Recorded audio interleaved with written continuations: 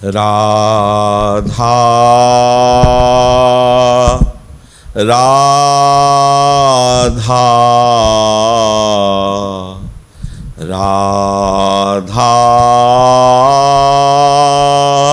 श्री राधा राधा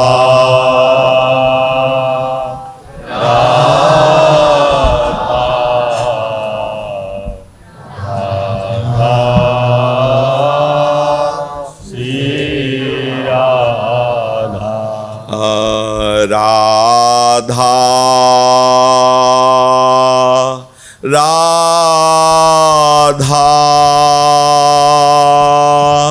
राधा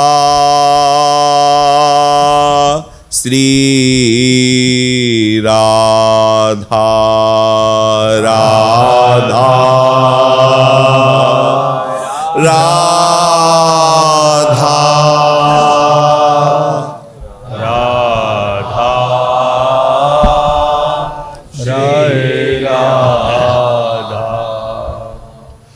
सच्चिदानंद रूपाय विश्वोत्पत्त्यादि Hathaway तापत्रय विनाशाय श्री कृष्णाय वयं नुमः। कृष्णाय वासुदेवाय हरे परमात्मने प्रणत क्लेशनाशाय गोविंदाय नमो नमः। रसघन मोहन मूर्तिम विचित्र केलि महोत्सवोल्लसितं राधा चरण विलोडित रुचिर शिखंडम हरिं वंदे। राधा चरण विलोडित रुचिर शिखंडम हरिं वंदे। श्री राधा वल्लभ लाल की जय।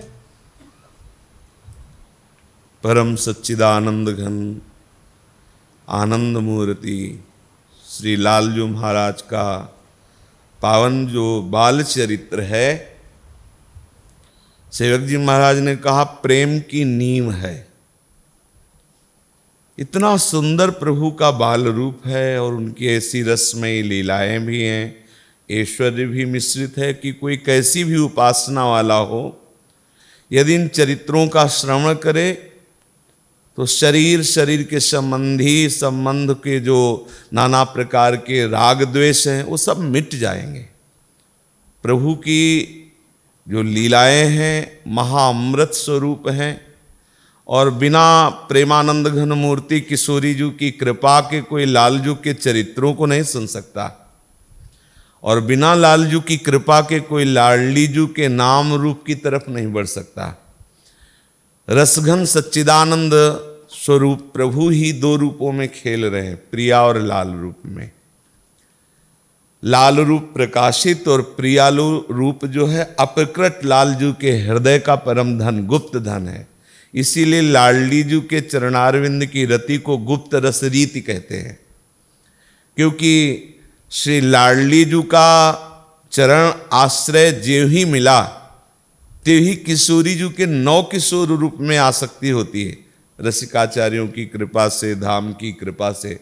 तो जो 9 किशोरी का रूप है वो प्रतिपल श्री लालजू के हृदय हार बनी हुई है और उनका जो अद्भुत विलास है वो वाणी के परे है। ना तो पुराण वेत्ता महापुरुषों ने उसको देख पाए और ना बड़े बड़े जो जीवन मुक्त महापुरुष हैं वो वहाँ पहुँच पाए।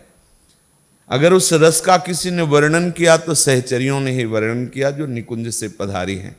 पर वहां तक के लिए जो हमें भूमि चाहिए हृदय में, जो हम शरीर में आसक्त हैं, परिवार में आसक्त हैं, भोगों में आसक्त हैं, यहाँ का सुख दुख मान सम्मान सब सत्य प्रतीत हो रहा है, उसके लिए बाल चरित्र प्रेम की नींव कहत सुनत, आगे के शब्द पर ध्यान दीजिए, सब सुख की सींव।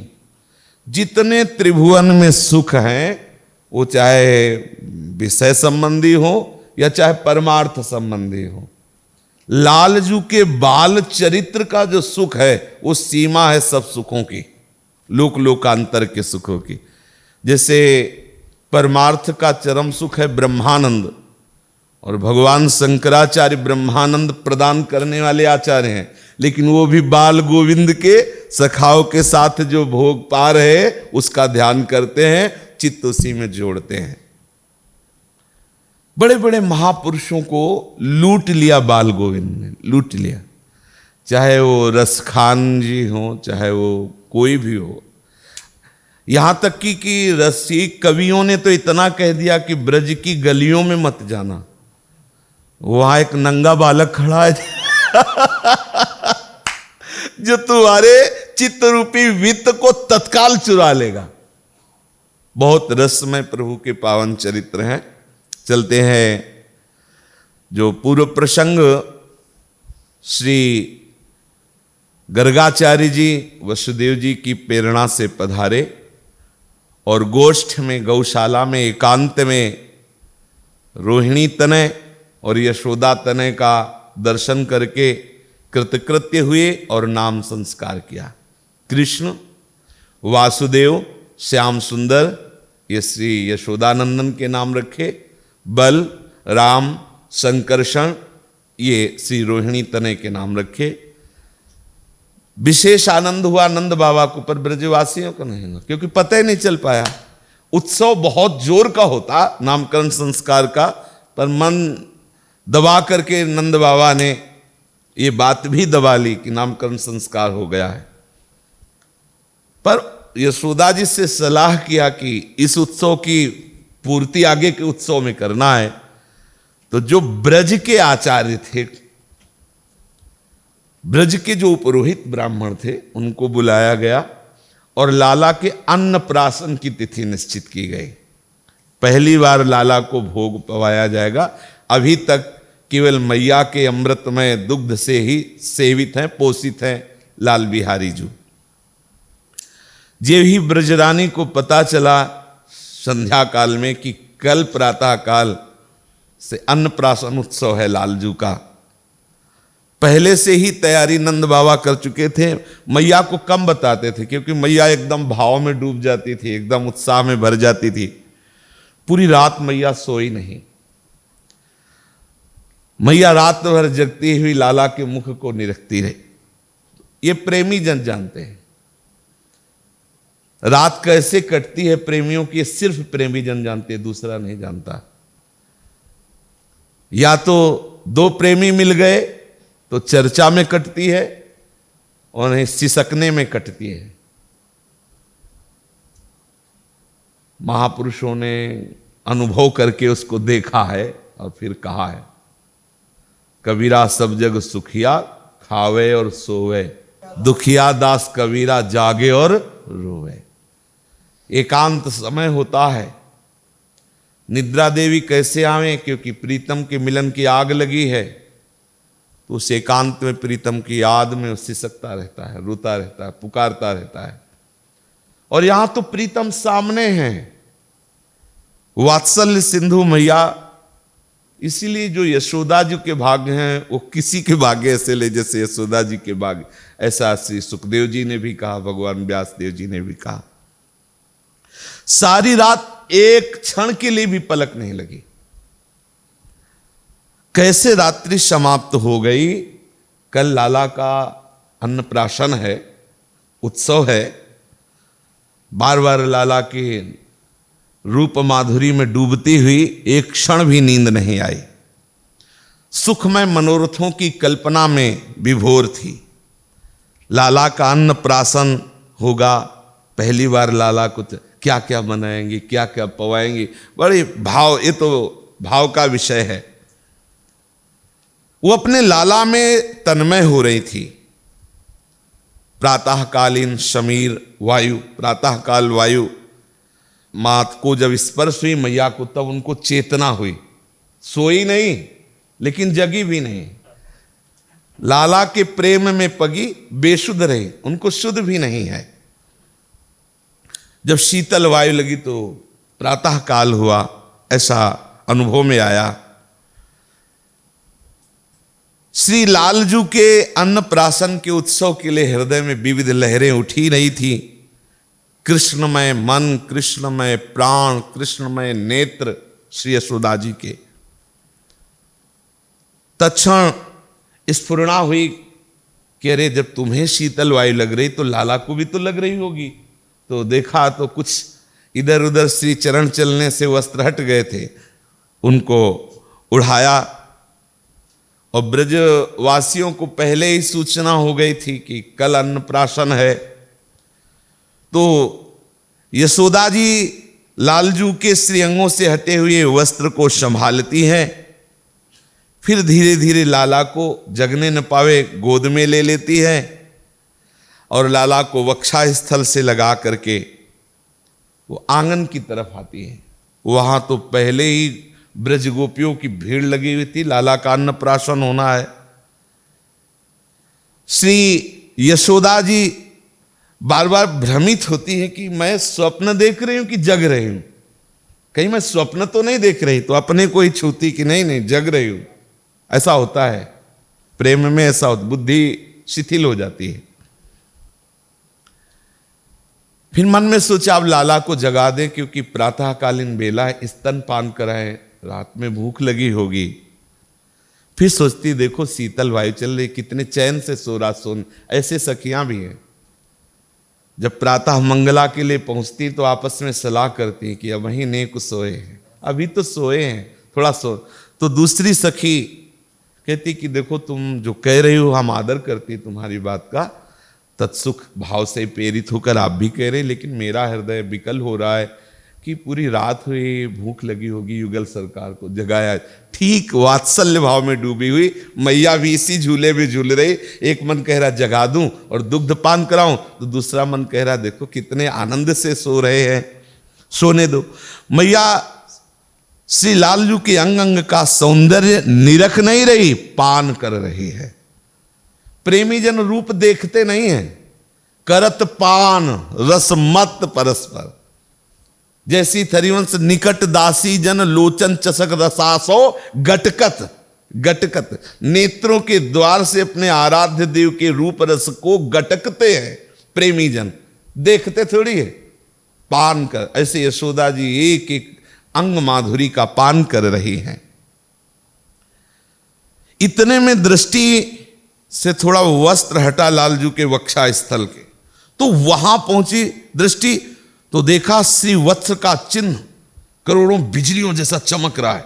लालजू के वक्षा स्थल में श्री वत्स श्री लांछन का चिन्ह है। मैया ने सोचा कि रात में सुलाते समय तो ये नहीं था, ये क्या हो गया।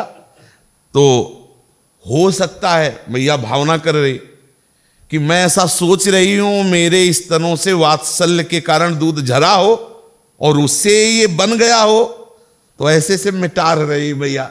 और तेजस्वी श्रीवत्स श्री लांछन चिन्ह दिखाई दे रहा है। श्री चिन्ह वत्स को देख करके माता बार बार विचार करती है, अपने कपोलों पर ऐसी अंगुली रख के लाला को ली, आखिरकार यह है कौन सी बला है जो हमारे इतने छोटे नीलमणि के वक्षा स्थल पर प्रकाशित हो रही है। बार बार ऐसे करती है लेकिन वो मिटता नहीं है। अपने वस्त्र से फिर ऐसे मिटाने की कोशिश करती है, लेकिन कितना उसे घर्षण किया, मार्जन किया। फिर मैया को लगा कि ये चिन्ह तो किसी महापुरुष का चिन्ह है, मेरा लाला साधारण नहीं है। मैया कह रहे वक्षसि दक्षिण भागे मृणाल तंतु क्षोद सोदर सुभग सुस्निग्ध श्रीवत्साख्य रोमराज लक्ष्म लक्षयित्वा स्तन्य कण रस निपात विन्यास विशेषो यमिति पुनरपि मृदुतर चीन सिचयांचले पर सिचयांचले नापसारयन्ति यदा तन्नापसरति तदा किमपीदं महापुरुष लक्षणमिति चिन्तयन्ति। जो बार बार मिटाने की कोशिश करके, मार्जन करने की कोशिश करके देख लिया और नहीं मिटा तो महापुरुष लक्षणमिति चिन्तयति, वो सोचने लगी कि मेरा लाला कोई साधारण नहीं महापुरुष है, इतना तेज वक्षा स्थल से प्रकट हो रहा है। एक क्षण के लिए भ्रमित होती है, फिर संभल जाती हैं, नहीं मेरा लाला तो मेरा लाला सिर्फ है। फिर लगता नहीं कई ऐसे चमत्कार हुए हैं, कुछ लाला में ऐसा है। अवश्य ही अंतर्वृत्ति में माता डूब रही है। फिर अपनी जननी को इस झूले से निकालने के लिए लालजू ने नेत्र खोले, मंद मंद मुस्कुरा दिए। जे ही मंद मुस्कुराहट हुई, सब विचार खत्म, डूब गई उनकी मंद मुस्कुराहट में। धीरे धीरे सूर्योदय होने की वेला है। बहुत सी गोप सुंदरियां यमुना स्नान करके गान करती हुई नंद प्रांगण में एकत्रित हो रही हैं। घड़ी भर अभी दिन चढ़ा है कि बूढ़े बूढ़े नवयुवक सब गोप, क्योंकि लाला का अन्नप्राशन होना है, आ रहे गोपियां स्नान करके मंगल गान करते हुए आ रहे हैं। पूर्व महिलाओं के लिए कोई रोकथाम तो है नहीं, सब आकर के आंगन में विराजमान है। नंद नंदन के अन्नप्राशन का उत्सव मनाया जा रहा है। पूरे 84 कोस में सूचना नंद बाबा ने दे दी है, क्योंकि नामकरण संस्कार गुप्त हुआ तो इसको प्रकाशित करके खूब ब्रजवासियों की सेवा की भावना से ऐसा। कुछ गोप सुंदरियां तो सीधे स्नान करके गीले वस्त्र ही नंद बाबा के हाथ और कहती अन्नप्राशन के उत्सव में आज हम नए वस्त्र ही यही धारण करेंगी।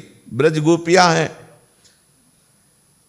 जो अल्प वयस्क पुत्र वाली हैं वो अपने घर से श्रृंगार करके पुत्रों को लेके आ रही हैं। छोटे छोटे शिशुओं को गोद में लिए हैं। कोई थोड़ा उनसे बड़े तो अंगुली पकड़कर चलाती हुई मार्ग से आ रहे हैं। मंगल गीत गाए जा रहे हैं। गोप सुंदरियों की मधुर कंठ ध्वनि से सुमधुर स्वर और झनझन झिनझिन रुंझुन रुंझुन कंकण किंकणी नूपुर ध्वनि राजपथ से ऐसी प्रकाशित हो रही है। जब गोप सुंदरी आ रही तो कंकण किंकणी नूपुर आदि की ध्वनि हो रही है और मंगल गान गा रही है। उपनंद जी ने आदेश दे रखा है कि आज कोई भी ग्वाला गाय चराने नहीं जाएगा। आज लाला का अन्नप्राशन सब चक्र यहीं प्रसाद पाएंगे। ब्रजेंद्र नंदन लालजू के अन्नप्राशन के लिए सबको रोक दिया गया। सब उपस्थित होंगे, जब भोग प्रसाद पा लेंगे तब फिर गाय चराने जाएंगे। इसलिए गोप मंडली गौ सेवक सब एकत्रित हो रहे हैं। गौओं को हरित तृण डाल करके उनको जब चराने नहीं ले जाना है तो हरित तृण आदि से उनका उदर पोषण।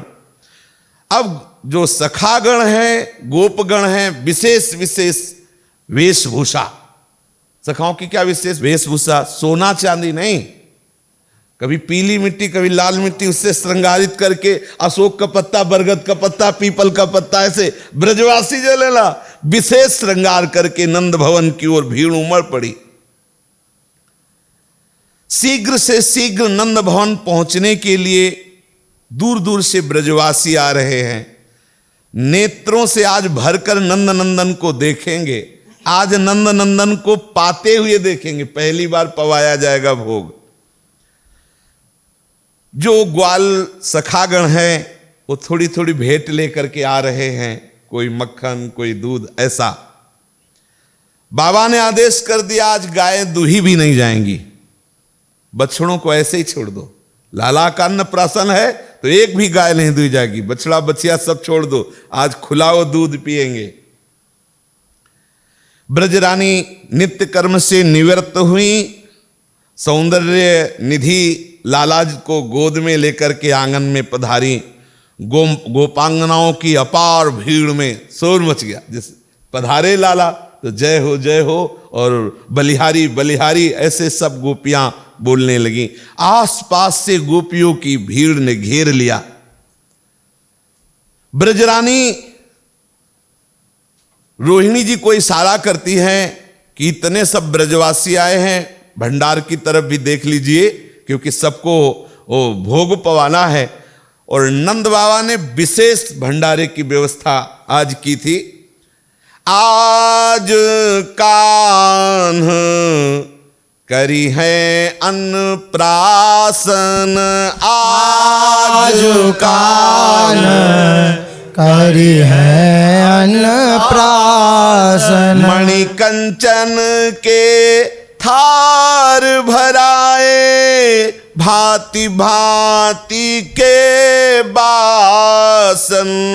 मणि कंचन के थार भराए, भांति भांति के बासन। आजू कान्ह करी है अन्नप्राशन, आजू कान्ह करी है अन्नप्राशन। नंद घरनी ब्रज बधू बुलाई, जे सब अपनी पाती। को जवनारी करती, को घृत पक सट रस के बहुभांति। नंद घरनी ब्रज बधू बुलाई, जे सब अपनी पाती। को जवनार करती, को घृत पक षट रस के बहुभांति। बहुत प्रकार किए सब व्यंजन, अमित बरन मिष्ठान। बहुत प्रकार किए सब व्यंजन, अमित बरन मिष्ठान। अति उज्ज्वल कोमल सुठि सुंदर, देखी महरी मन मान। अति उज्ज्वल कोमल सुठि सुंदर, देखी महरी मन मान। श्री बाबा ने बड़े बड़े रसोइया बुला रखे थे। ब्रजवासी और ब्रजवासिनी उनके सहयोग में थी। कोई मंदोमन थोड़ी मिठाई बननी। 84 कोस ब्रज के सब ब्रज। और गुप्त बात, बहुत से सिद्ध महात्मा जन ब्रजगोप का रूप धर करके लालजू की जूठन पाने के लिए सम्मिलित थे। बड़े बड़े देवता तरसते हैं जिस लाभ के लिए, वो प्रभु प्रकट होकर के सबको दे रहे हैं। रोहिणी जी इशारे से समझ गई और जो उनके निजी मन में मन मिलाने वाली ब्रज गोपी जन हैं उनको अपने साथ कर लिया। और बाबा का उत्साह तो आज चरम सीमा पर है। लाला का अन्नप्राशन उत्सव है तो ऐसा अन्नप्राशन इतिहास में कहीं नहीं हुआ होगा जैसा नंद बाबा ने मनाया। नंद बाबा के महल से लेकर यमुना तट तक, बाबा के महल से गोकुल से लेकर यमुना तट तक कई कुंड की पहले से रचना की गई थी। और उन कुंडों में क्या क्या भरा है, वो कुंड ऐसे लगते थे जैसे छोटी मोटी नदी हो। लाला का अन्नप्राशन है। पहली नदी, वो पहला कुंड दही का था, मतलब बहुत बड़ा सरोवर, ऐसा जैसे कोई नदी प्रवाह।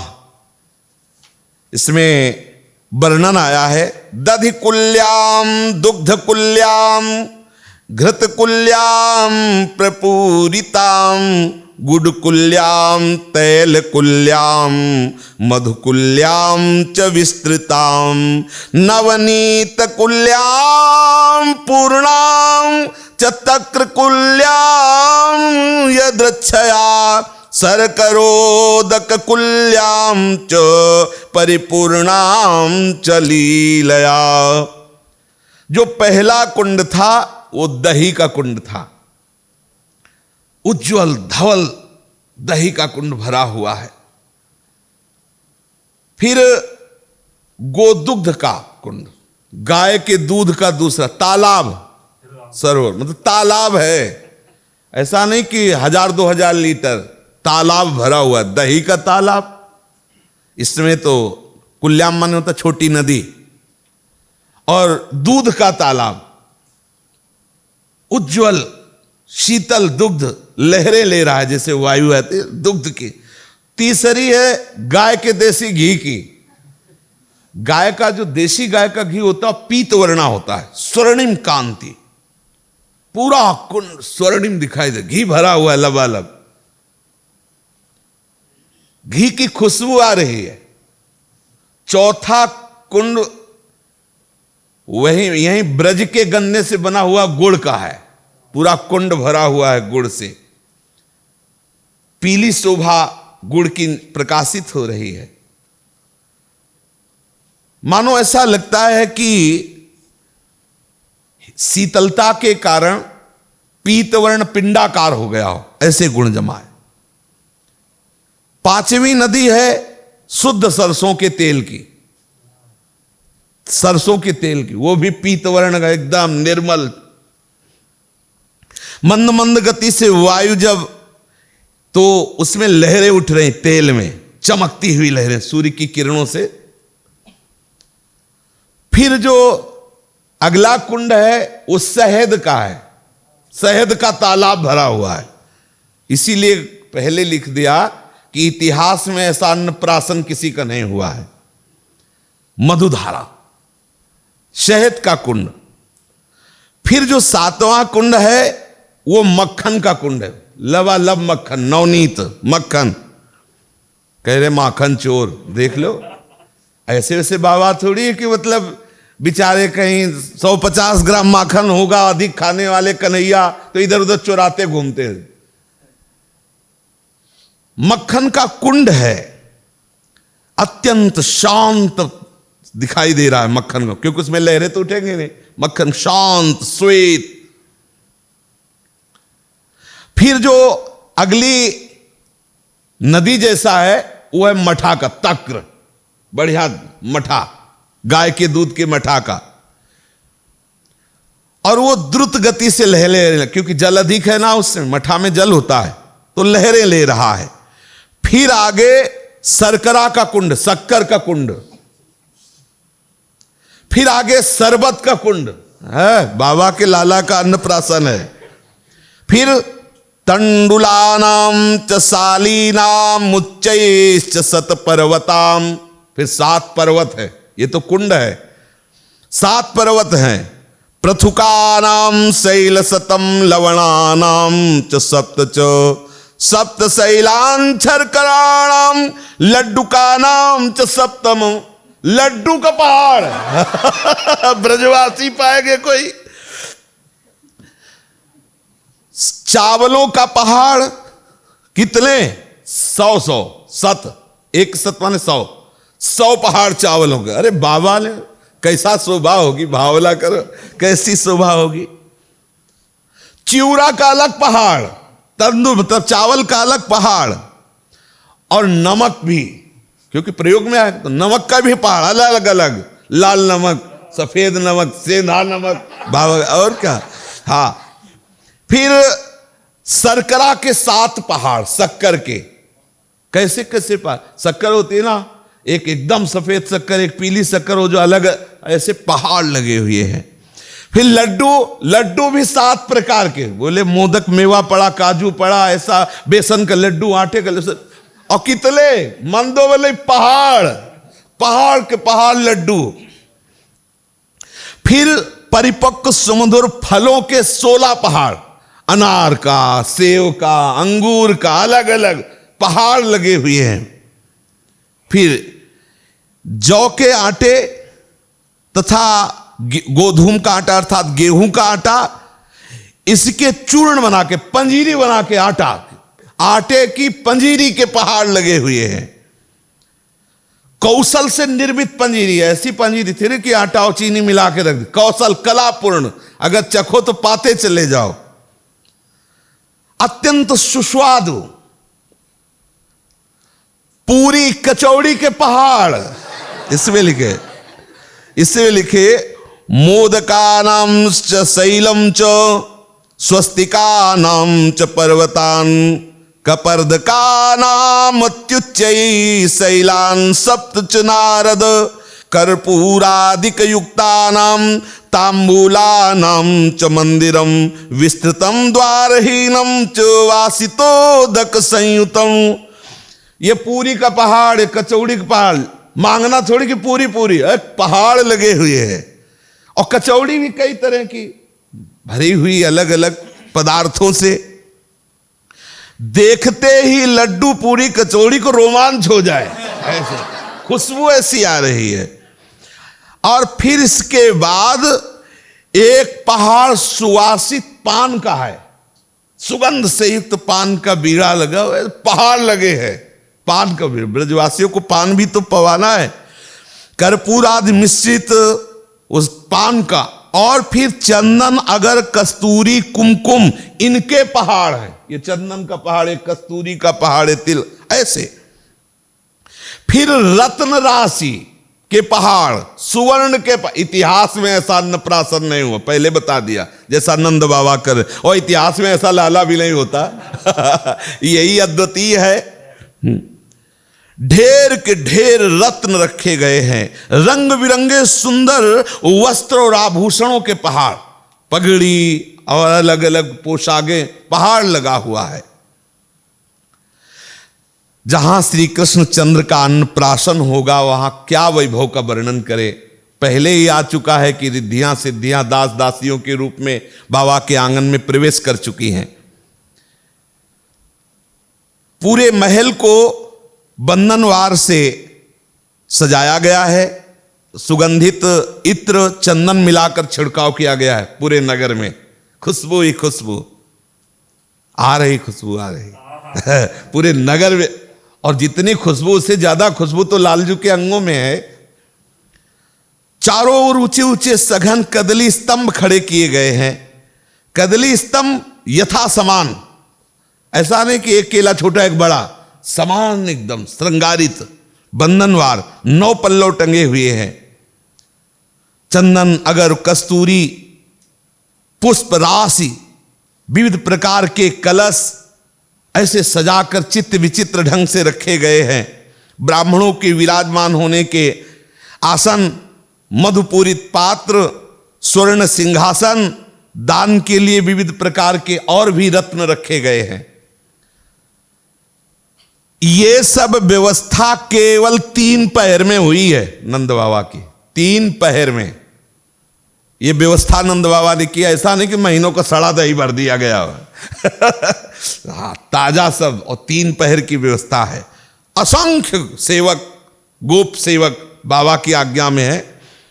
आधी रात के समय से कार्य प्रारंभ हुआ था, सारी व्यवस्था बिल्कुल पूर्ण। अब रेवती नक्षत्र प्रारंभ हो चुका, शुभ योग आ गया। आज चंद्र तो मीन लग्न में अवस्थित है। ब्राह्मण कदली मंडप में पधारे और बिना विलंब किए क्रिया प्रारंभ की। शास्त्र विधि का अनुसरण करते हुए ब्रजेंद्र ब्रजरानी दोनों ही पुनः मंगल स्नान आदि करके, श्रृंगार करके श्री कृष्णचंद्र जी को फिर स्नान कराया। पूर्वाभिमुख होकर के आसन पर बैठी मैया, पास में ही नंद बाबा विराजे। गोद में श्री कृष्णचंद्र हैं। बाबा तो एक क्षण के लिए सब भूलकर समाधिस्थ हुए जा रहे हैं, इस सुख में डूबे जा रहे हैं। ब्राह्मणों ने देखी कि ये दशा कि बाबा तो समाधि में जा रहे हैं, तो श्लोक प्रारंभ कर दिया जिससे बाबा अंतर्मुख में न डूबे। ब्रजांगनाएं मंगल गान करने लगी। श्री कृष्णचंद्र की बड़ी दिव्य छवि है। ब्राह्मण भी आसक्त हो रहे हैं प्रभु को देखकर। थोड़ी थोड़ी देर में वो भी अंतर्मुख हो जाते, फिर होश आता है, फिर श्लोक शुरू करते हैं। स्वस्ति वाचन, दीप प्रज्वलन, अर्घ्य स्थापन आदि क्रियाएं संपन्न कराते हैं। मानो गाढ़ समाधि में सब ब्राह्मण हो। कभी कभी वो एकदम रुक जाते हैं, लालजू की रूप माधुरी छा जाती है, फिर होश आता है, फिर मंत्र शुरू करते हैं। जैसे कोई अचिंत शक्ति उनसे करवा रही हो, अन्यथा वो करने की सामर्थ्य, जिसके सामने आनंद सिंधु विराजमान हो। शास्त्रीय कर्मकांड पूरा होते ही एक साथ दुंदुभी, ढक्का, पटह, मृदंग, मुरज, आनक, बंसी, सनहिनी, कांस्य ये वाद्य बजने लगे। उमंग में भरे बंदीजन वाद्य स्वर में अपना स्वर मिलाकर गाने लगते हैं। ब्रजांगनाएं सुमधुर कंठ से पहले ही मंगल गान गा रही थी। आकाश पथ में विद्याधरियां नृत्य करने लगी, गंधर्व गान करने लगे। विशुद्ध प्रेम रस भावित चित्त ब्रजवासी आश्चर्यचकित होकर आकाश की ओर देखते, स्वर कैसा आ रहा है, पर उन्हें वो दिखाई नहीं देते, केवल स्वर सुनाई देता है। गान नृत्य का तो अनुभव होता है पर कोई दिखाई नहीं देता। वो सोचते हैं शायद हमारे आंगन में जो गान नृत्य हो रहा है उसी की ध्वनि सुनाई दे रही हो, कोई दिखाई तो नहीं दे रहा। फिर अन्नप्राशन संस्कार संबंधी आहुति दी गई। तुमुल आनंद कोलाहल हो रहा है। ब्रजेंद्र नंदन को अब अन्नप्राशन कराना, कंचन थार में भरे हुए विविध प्रकार की भोग सामग्री सब इकट्ठा की गई है। लालजू को गोद में लिए है। घरी जानी सुत मुख जठरावन, नंद बैठे ले गोद, महर बोली बैठारी मंडली, आनंद करत विनोद। घरी जानी सुत मुख जठरावन, नंद बैठे ले गोद, महर बोली बैठाई मंडली, आनंद करत विनोद। कनक थार भरी खीर धरी ले, तापर घृत मधु नाई, नंद ले ले हरि मुख जुठरावत, नारी उठी सब गाई। कनक थार भरी खीर धरी ले, तापर घृत मधु नाई, नंद ले ले हरि मुख जुठरावत, नारी उठी सब गाय। सट रस के परकार जहां लगी, ले ले अधर छुआवत, विश्वंभर जगदीश जगत गुरु, परसत मुख करुआवत। रस के परकार जहां लगी, ले ले अधर छुआवत, विश्वंभर जगदीश जगत गुरु, परसत मुख करवावत। बाबा अपनी गोद में लाला को लिया। सब ब्रजवासी जन सब देख रहे हैं। पहला अन्नप्राशन कराया जाएगा तो सुंदर खीर मधु शहद से मिली हुई लालजू के अधरों में चाटा, अच्छा लगा।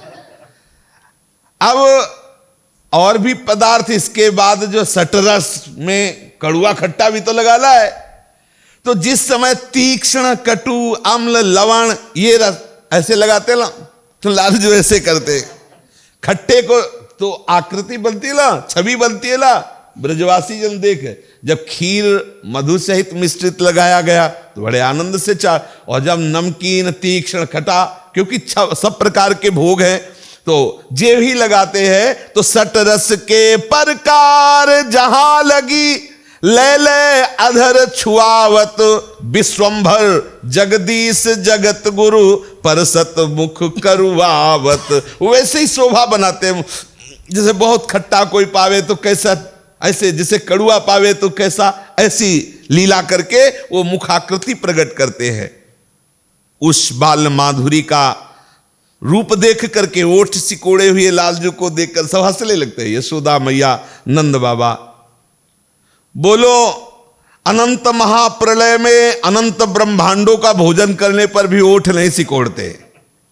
ये वो है जो अनंत ब्रह्मांडों का भोजन कर जाते हैं महाप्रलय के समय, लेकिन ओठ नहीं सिकोड़ते। उसमें क्या नहीं होता, सब होता है। जितना भी है महाप्रलय में सब इन्हीं का तो आहार बनता है। विराट रूप में अर्जुन को तो यही दिखाया। वो कणिका मात्र तीक्ष्ण कटु आदि रसों को मुख में नहीं ले सकते और मुख विकृत करके दिखाते। कैसी महामहिमामयी लीला है। ब्रजेंद्र को भी ऐसा ही प्रतीत हुआ कि हमारा अत्यंत सुकोमलतम कमल के सदस्य जिसके अधर है, मुझे खट्टे पदार्थ नहीं रखने चाहिए, इनके अधरों पे बस दिखा देना चाहिए। अगर वो करना भी है ऐसा कि भाई पूरा संस्कार पूर्ण करना अन्नप्राशन का, तो सब पदार्थ तो हमें दिखा देना है, खट्टे पदार्थ इनके ओठ में भी नहीं रखने, बाबा ने ऐसा कहा। क्योंकि ये हम में कठोरता नहीं कि ऐसा देख सके कि ये रस इनके मुख में लगा है, उनको ऐसा लगे, इसलिए अच्छे अच्छे पदार्थ पवाने चाहिए। तनक अपने वस्त्र से लालजू के ओठ पोछे और कहा कि अब इनको जो पसंद है वो पवाओ। तो माखन मिश्री लालजू के वो तो अपने फिर ओठ ले। तो तनक तनक जलधर पहुंच के जसुमती पे पहुंचाए, तनक तनक जलधर पहुंच के जसुमती पे पहुंचाए। सुंदर सुगंधित द्रव्य जल से ऐसे मुख पोछा, फिर वस्त्र से पोंछकर अन्नप्राशन हो गया। यशोदा मैया की गोद में पधराया, ब्रजरानी की गोद में लालजू विराजमान है, बार बार हृदय से लगाती हैं। ब्रजांगनाएं व्याकुलता पूर्वक श्री लालजू को देख रही है। व्याकुलता प्रेमी जनों को कभी तृप्ति नहीं होती। जैसे देख रहे हैं तो होना चाहिए कि अब तृप्ति है, लेकिन ये कि ऐसा सुंदर मुख, अभी मैया लेकर के अंदर चली जाएगी। और जो बराबर देख रहे हैं तो ऐसा रूप है कि नेत्र कभी तृप्ति मान ही नहीं रहे हैं। तो ये प्रेम का ऐसा स्वरूप है कि तन मन के बिछुरे नहीं, चाह बढ़े दिन रैन, और कबहु संजोग न मानहि, देखे भरी भरी नयन। इसीलिए व्याकुल नेत्रों से ब्रजवासी जन, गोपी जन श्री लालजू की बाल रूप माधुरी का पान कर रहे हैं। यशोदा मैया ने गोपियों की तरफ देखा तो मानो गोपी कहे तो नहीं रही, लेकिन हृदय से मांग रही कि मैया जैसे आप लाला को लेके हृदय से लगाती हो, चुंबन करती हो, ऐसे हम सबको भी सौभाग्य मिलना चाहिए। तो मैया आज आनंद में है। आज मैया खड़ी हुई और हर गोपी की गोद में लालजू को दे रही। वो गोपी जल्दी से लालजू को हृदय में लेती, पहले चूमती है लालजू को, फिर हृदय से लगाती, फिर दूसरी गोपी छीनती है, वो देती नहीं है। मैया ने तो उदारता पूर्वक सौभाग्य दे। वो आप जिसको मिलता है ऐसा कोई चाहेगा कि वो दे दे कि भाई हो गया नेग चार अब आप लो। जो लेता है वो लगता है कि कभी हमसे दूर ना हो। हरसवंत जुवती सब ले ले, मुख चूमती उरलाए। सब गोपियां श्री लालजू को गोद में लेती हैं, हृदय से लगाती हैं और मुख चुंबन करती हैं। और बाबा एकांत में खड़े हुए देख रहे हैं कि हमारे लाला को कैसे ब्रजवासी जन प्यार करते हैं। अब फिर ब्राह्मणों को भोजन पवाने का, ब्राह्मणों को बैठाल दिया गया। जो लालजू को अन्नप्राशन कराने में 56 भोग बनाए गए थे वो सबको पवाए गए।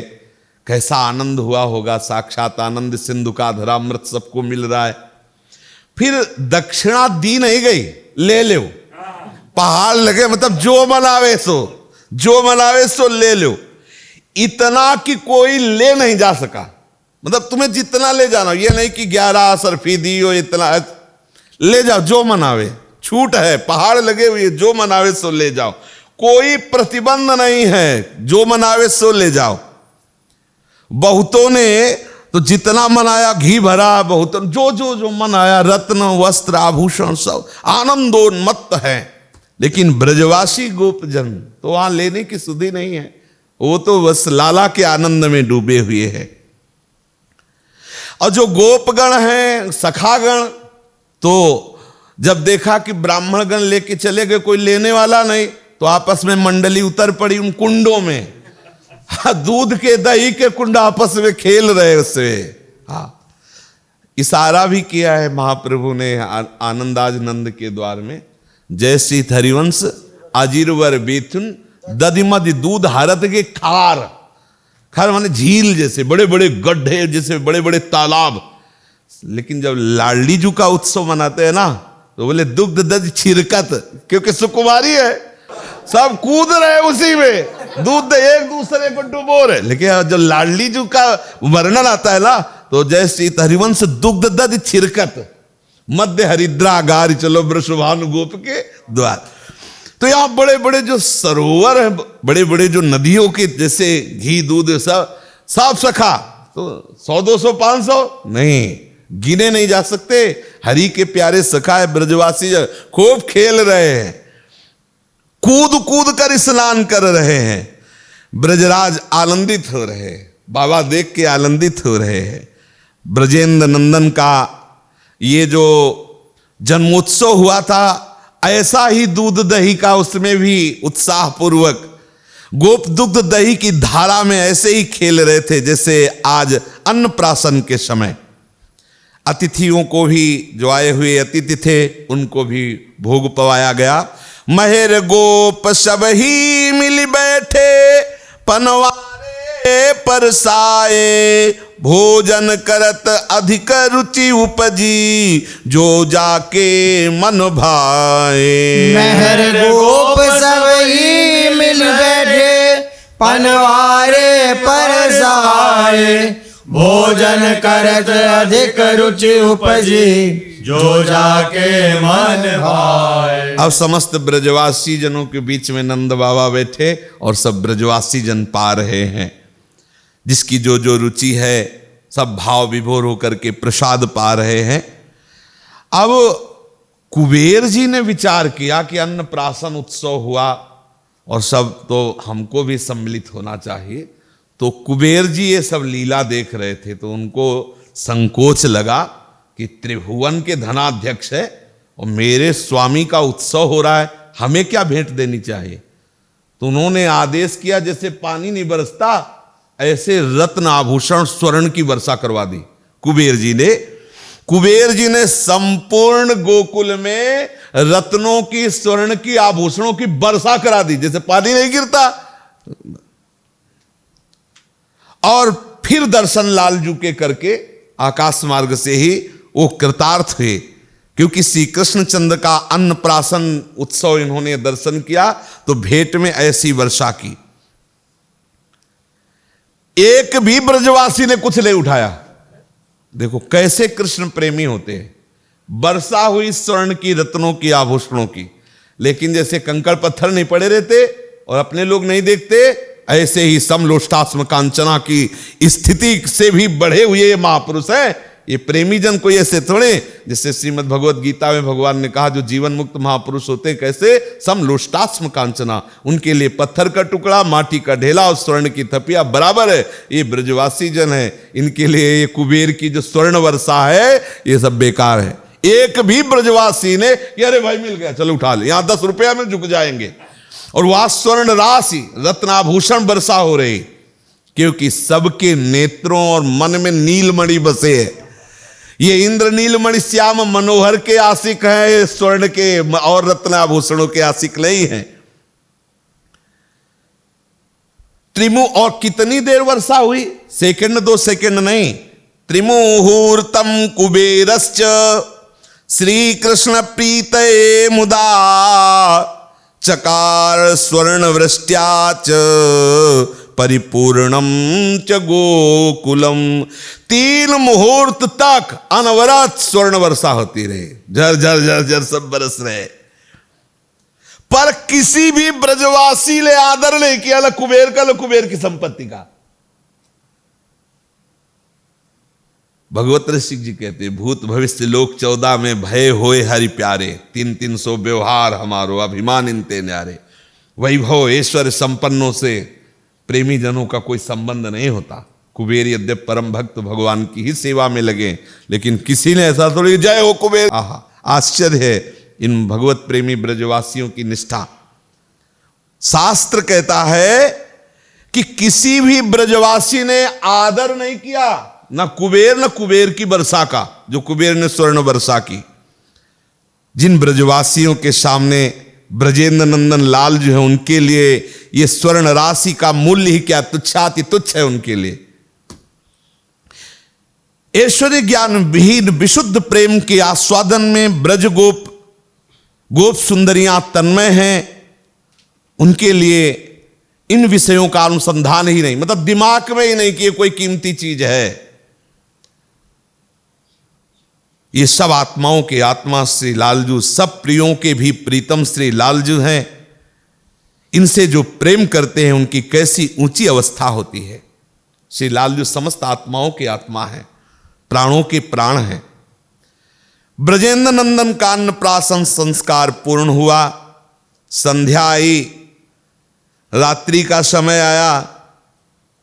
श्री लालजू को श्री यशोदा जी शयन कराती। जननी देखी छवि बलि जाती, जननी देखी छवि बलि जाती। जैसे निधनी धन ही पाए, हरस दिन अरु राती।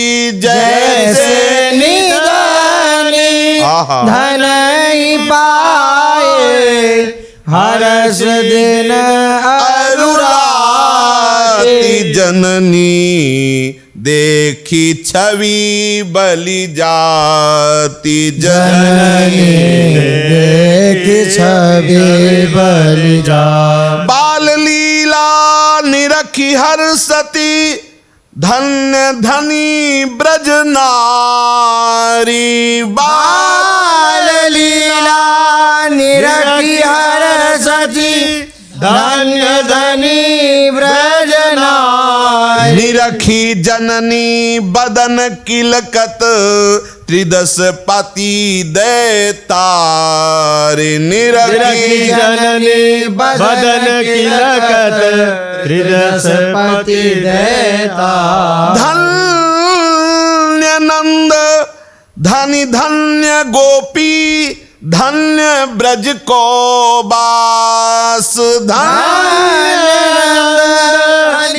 धन्य गोपी, धन्य ब्रज को बास। धन्य धरणी करन पावन, जन्म सूरज दास।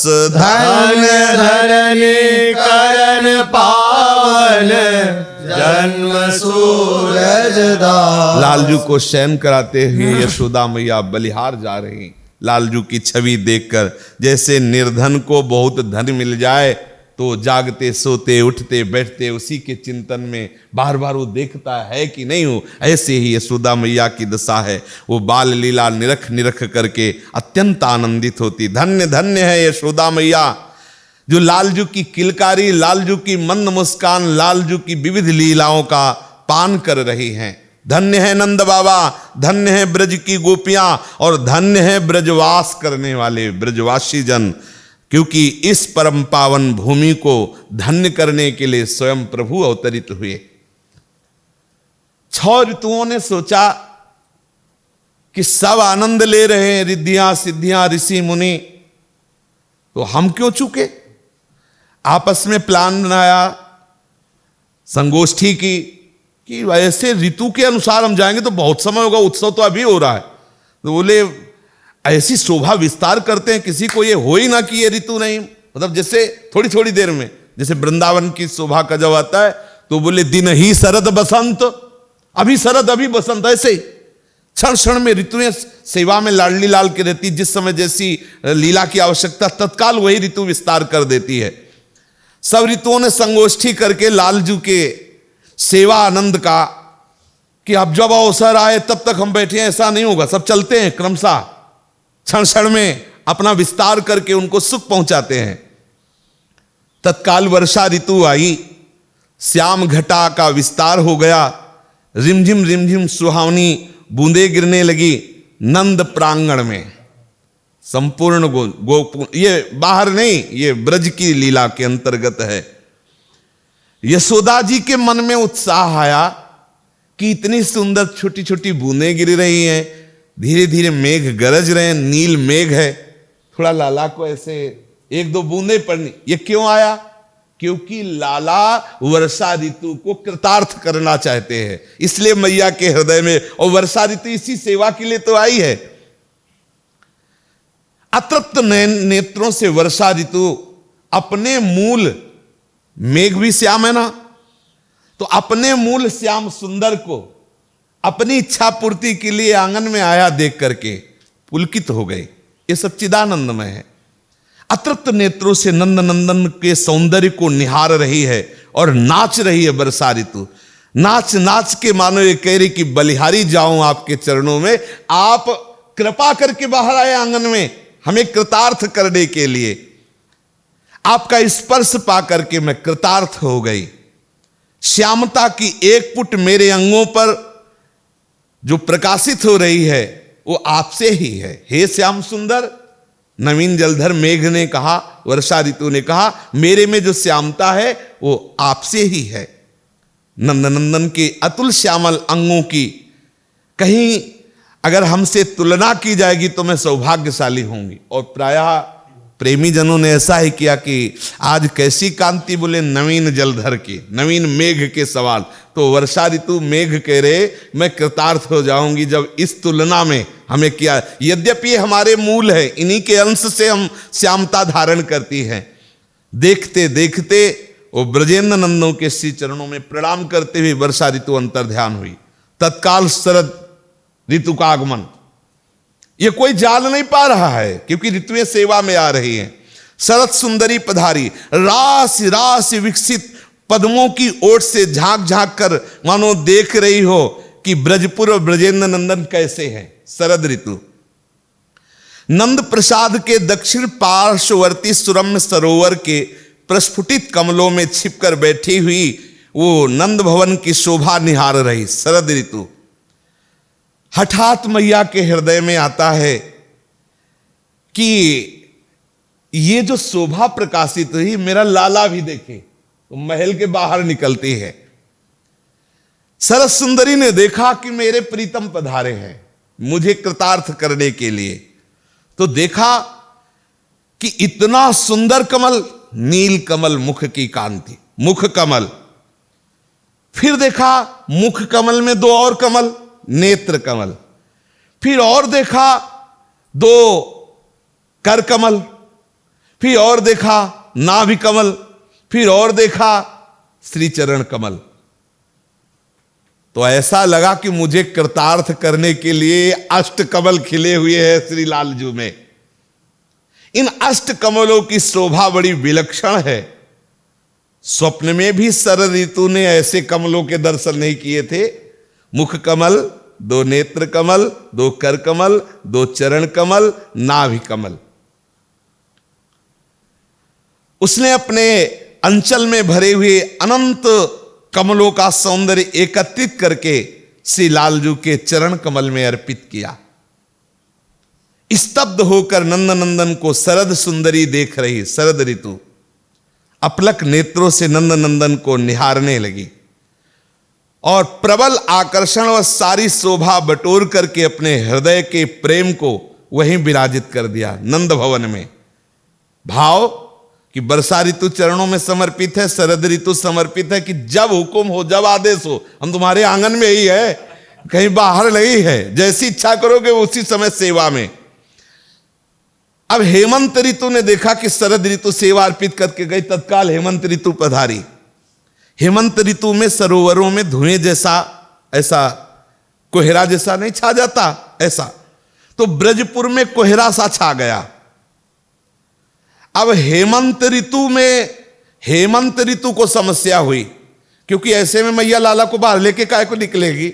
शरद ऋतु में तो सुंदर पुष्प खिले हुए कमल आदि उनके दर्शन, वर्षा ऋतु में चलो एक दो बूंद लालजू के अंग पर पड़ जाए, पर मेरा बालक कहीं रुग्ण ना हो जाए, कहीं एक कोहरा दुख ना पहुंचा दे।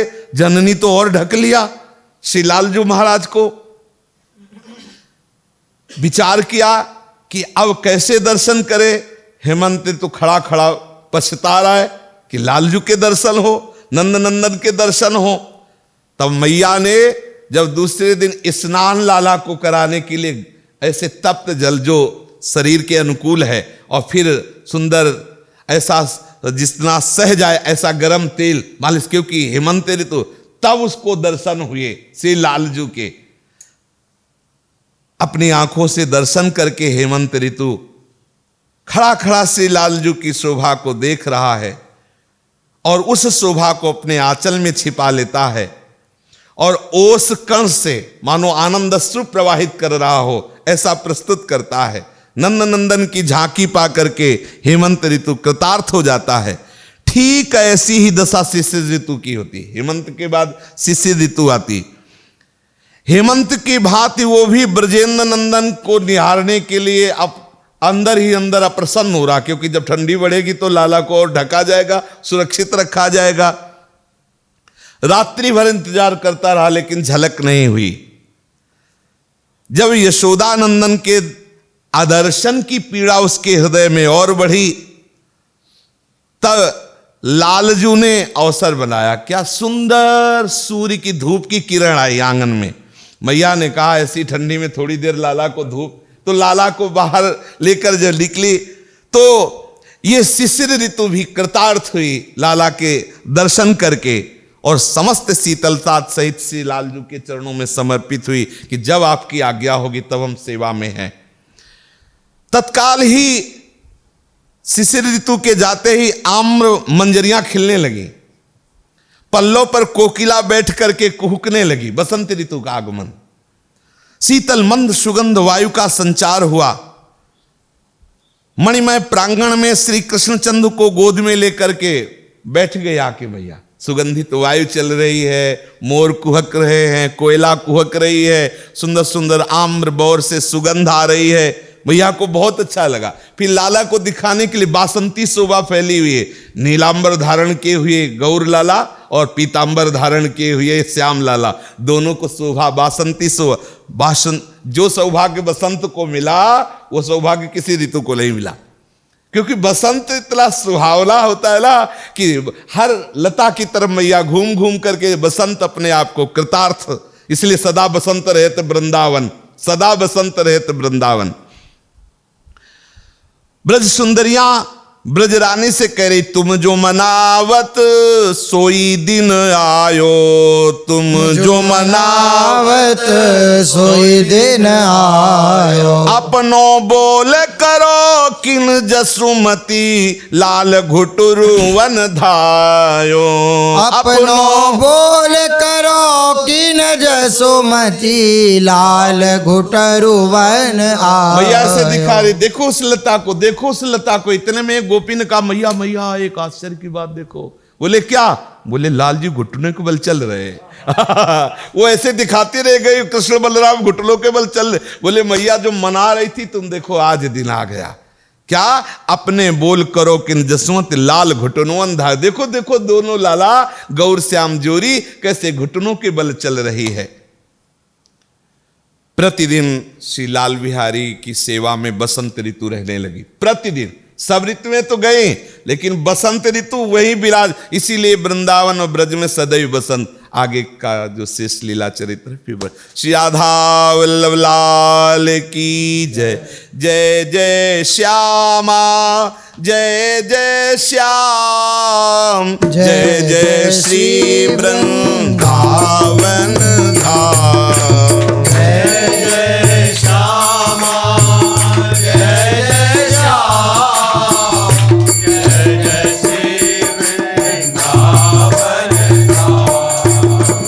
पावन राधे तेरो नाम, पावन राधे तेरो नाम, पावन राधे तेरो